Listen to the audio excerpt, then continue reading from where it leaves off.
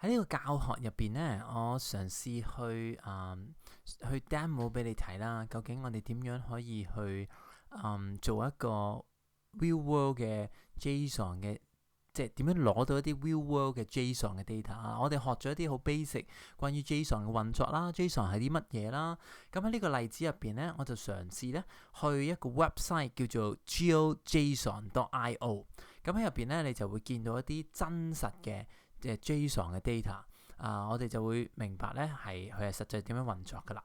咁咧去 Google 度啦，咁你去 search for 呢一個嘅URL 啦，咁你會去咗一個咁樣嘅網站嘅，佢有一個世界嘅地圖啦，你會睇到好多唔同嘅國家啦，你可以 zoom 近啦，睇你係想睇邊個國家啦。譬如我哋睇下喺美國呢一邊啦，咁如果你熟悉呢度嘅 area 咧，咁你就可能可以再去深入睇多少少啦。咁譬如好似呢度咁啦，就係美國嘅西岸啦 ，Washington 啦。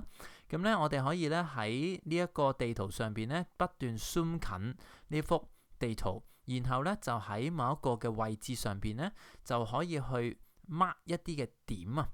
呢啲點咧其實咧就係攞到呢一點嗰個嘅 geographic location 嘅 JSON data 啦嚇。咁你見唔見到右手邊咧已經即刻 show 咗咧一個 JSON 嘅 format 嘅 data 俾你嚇。咁呢個咧就係一個真實世界嘅一啲嘅 example 啦。咁我嘗試放多幾點啦，你就會見到咧佢就會不斷 accumulate 落去咧，究竟每一點嗰個嘅 location 嗰啲嘅 JSON data 咧，究竟大概係點樣嘅啦嚇。咁我試下放多幾點啦，喺唔同嘅 area 入邊你就見到咧，而家喺右手邊咧嗰個嘅即係 editor 入邊咧，就出現咗有幾點嘅唔同嘅 JSON 嘅 data。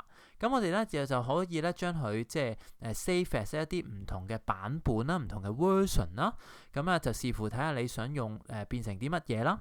咁呢個 tools 咧都幾方便嘅，免費嘅嚇。咁你就可以透過佢呢一啲咁樣嘅嘢咧，就將佢download 落嚟變成咧一個你要嘅即係data file，and then 咧你可以跟住咧就去打開呢一個嘅 file 去睇一睇入邊嘅嘢咁樣啦嚇。咁所以咧我介紹呢個網站俾你認識啦，希望你如果想去做一啲 real world example 咧，都可以透過呢個網站提供嘅 JSON 嘅資料咧，然後再擺入你嗰個即係JSON 嘅Python 嘅 file 入邊咧，再去做一啲處理一啲 manipulation， 可以去計算或者去製作一啲嘢。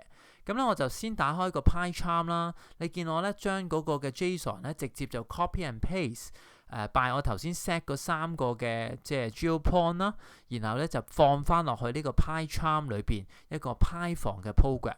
咁就真係睇下你諗住點樣用啦。佢入邊有好多嘢嘅，有 type 啦，有個 properties 啦，有嗰個唔同嘅 point 嘅 coordinate 啦。咁你可以見到晒佢嗰啲即係 point 嘅 feature。咁咧你可以將佢咧儲起佢，成為咧你嘅 data。可以睇下點樣去 further 去運用呢啲 data 喺你嘅 program 入邊啦。咁所以咧，我就可以基本上咧落一個 variable， 譬如我叫做GeoJSON underscore data， 然後 equal to 呢一個即係 JSON 嘅 format。咁我就將咧呢一個嘅 string 咧就直接儲咗落去呢一個即係data 嘅 variable 入邊 ，OK？ 咁我嘗試只係即係 print 翻出嚟俾你睇下啦。佢嘅 type 而家係啲乜嘢？當儲咗落去之後，你就會見到咧，佢係一個 dictionary 嚟嘅，喺 Python 入邊嘅 dictionary 嘅 type，OK？ 咁咧你就再可以去 further 去處理呢個 dictionary 嘅 type 去做你想做嘅嘢啦。咁希望咧呢個簡單 example 俾你知道呢個網站同埋咧一啲基礎嘅運作點樣去將 JSON 咧去儲起佢嘅咁樣。